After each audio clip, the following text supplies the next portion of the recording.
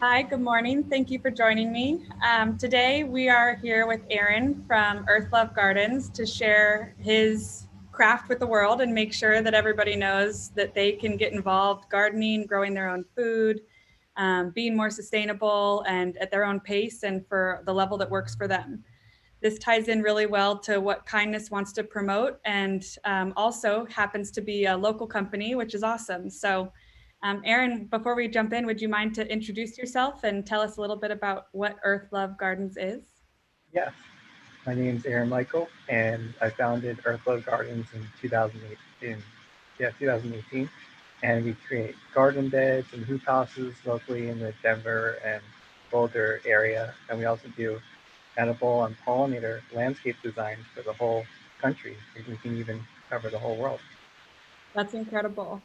And can you tell me a little bit more about the garden? So, what does that entail? What are you setting up, and is it customized, or how does that work with people that are wanting to get into it?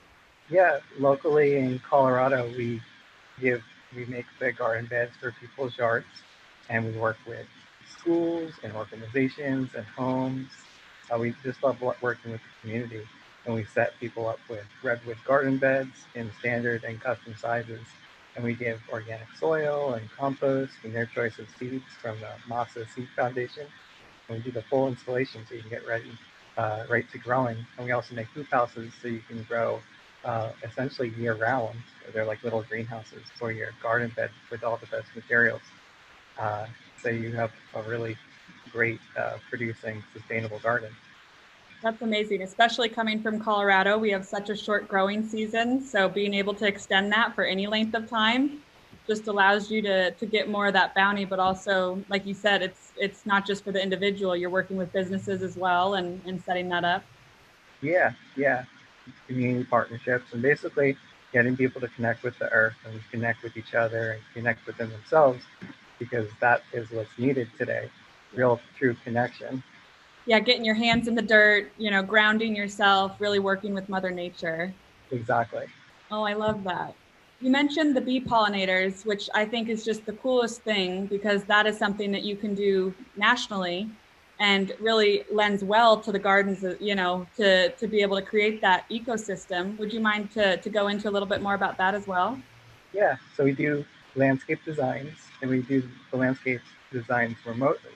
So using aerial and satellite imagery, we can get pictures of people's homes and listening to the wants and needs of each client, we can then design a landscape for pollinators, including birds and butterflies and birds and yeah, and bees.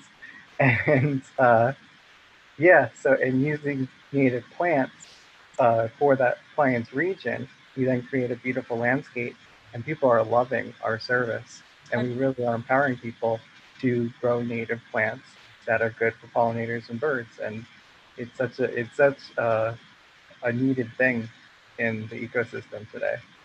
Absolutely. I think that's one thing that's super undervalued is the fact that you're working with that specific ecosystem. Today when you go to one of those big box stores like a Home Depot or a Lowe's and you're buying seeds, you're buying wildflowers or whatever, but it can actually be an invasive species to the area where you are. So it is really important that you're making sure to drive that ecology of that to be with the local ingredients, if you will, that's going to be the most enriching for that soil and also for the environment, like you said, for the bugs and everybody that interacts in that garden. Exactly. That's really cool. And you're able to do the aerial imaging so that it's really specific to those people's homes and what they want. So it really is that customized design, and you're able to do that remotely. So it's not like any type of delay to be able to get someone out there to help them. How has the feedback been, or what are some of the favorite projects that you've worked on so far getting into that? Yeah, so we're in Boulder, but we had a client in, say, North Carolina on the coast. So utilizing a different list of her native plants in her region, we then created this beautiful design that on the first draft she loved it, and yeah, it gave us the best review, and basically is telling everybody this is an amazing service. And also locally, we're working with the Boulder Public Library. in redoing their garden to be pollinator and bird garden. We're also partners with the Audubon, so that's going to be an official Audubon certified Habitat Hero garden. And so really great things, and people are catching on that people want to do this. And also it literally is a need right now for the ecosystem because uh, without these plants to support uh, bug populations and bird populations, who knows what the ecosystem would be like. So yeah, this is To needed. encourage the, yeah, these homes. And Yeah, and it also is just beautiful. They're beautiful gardens with colors, and they're low maintenance too, because rather than invasive species that people introduce to their yards, these are plants that are acclimated to people's climates, and it's just low maintenance. It costs less money to maintain. It takes care of itself.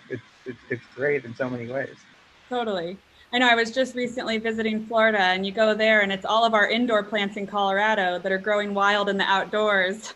And I'm thinking, oh man, I wish my plants did this well, but that's it. We're trying to transplant these things that are traditionally grown in a more humid region. And so you don't need to use as much water. They are freestanding. You've got orchids that don't need roots, don't need to be rooted in soil, excuse me.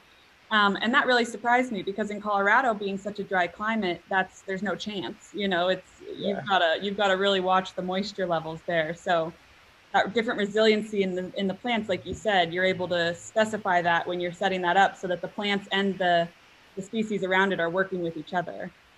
exactly. Yeah, and there's so much research that goes into it, so we do that for the clients so Yeah, that you cut out all the busy work. That's make it yeah. easy. Uh-huh. I love that. So how can people get a hold of you? What's the best way to start a project and get going on it? What Yeah. information do you need? Yeah, so you just visit our website at earthlovegardens.com, and we give all the information there, both locally for the garden beds and hoop house projects in the Denver Boulder area, and also nationwide for the edible pollinator landscapes designs. And we just collect information from a client, and we, ready to go to help them out. I love that. What's next for Earth Love Gardens? What are you hoping to grow into, or where can we hope to see you in the future as you're launching off here? Yeah, so there's so many directions that we're going. One thing with the pollinator gardens is his name is Doug Tallamy. He's a big writer in the whole native garden, pollinator garden movement. Uh, he has the goal to make 20 million acres of pollinator gardens. So that is also our goal. 20 million acres is how much green grass there is on people's yards in America. Actually, it's 40 million acres, but the goal is to do half of that, which is 20 million. Okay. So why not 40 million? So yeah, 20 to 40 million acres would be ideal that we'd love to cover and truly transform yards into something that is sustainable for the ecosystem and regenerative as well. I know a little bit about why grass takes so much resources, but can you talk a little bit about why grass is bad, for why we would want to go to more of like a zero-scaping type mentality and get rid of that grass? Yeah, so crazy figures go into keeping a grass lawn alive. Something like 50,000 gallons a year on average per home. Yeah, That's a lot. yeah. So about half the home's water bill goes just for the grass, or so That's a uh, lot. yeah. So there also are the problems with water shortages, and the price of water goes up. And so places like Colorado or any other dry climate, you're taking a valuable resource, and it's costing a lot of money too. So these gardens also save you money. Uh, Absolutely. yeah, I know when you walk by a garden versus, I mean, there's the keeping up with the Joneses, right? To have that nice yard. But I think it's amazing when you walk by a garden that's zero scaped or that's set up so well and you've got I mean, it's so clean and nice. It's just as alluring and inviting. And it's a really great way, like you said, to interact with the environment and those around you. It kind of pulls people in. It's something to unite the community with. yeah, and just using rock mulch or wood mulch, and also I mentioned these plants that attract pollinators and birds, like the whole bird figure, that's where people, uh, studies show that people who are around more species of birds are also generally just happier. So these gardens make the people happier. So, Scientifically proven. exactly. Oh, I Yeah. love that.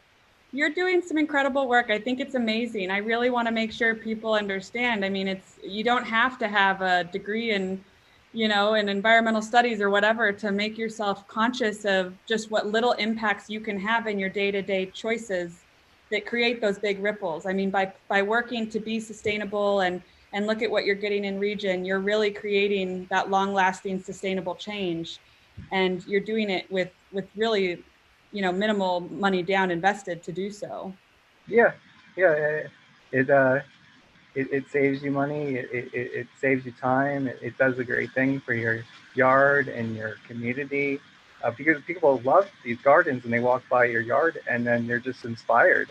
And there are so many initiatives for what we're doing, and it's just getting to be in such high demand that we're helping meet that demand and really inspire people to change their way of thinking, to not be separate from the land but to be connected with the land. And the land, earth, has so much to offer us, and we are part of nature, so it's up to us to really reconnect people to that truth and start turning the tide and making our earth a beautiful place again. It already is, making humans Staying it. more in harmony with the Yeah. beauty that earth has to offer. Oh, I love that. Thank you so much for joining me today. I really appreciate it. So once again, people can of course find you on social media, but earthlovegardens.com. Yeah, and also our Facebook page for Earth Love Gardens, our Instagram page for Earth Love Gardens. But yeah, www.earthlovegardens.com is where you'll find all the information. Awesome. Wonderful. Thank you so much for your time. I look forward to seeing you guys be successful. I'm definitely going to be reaching out when it comes time for our spring planting. Yes, you're welcome. Thank you. Thank you. Have a great day. You too.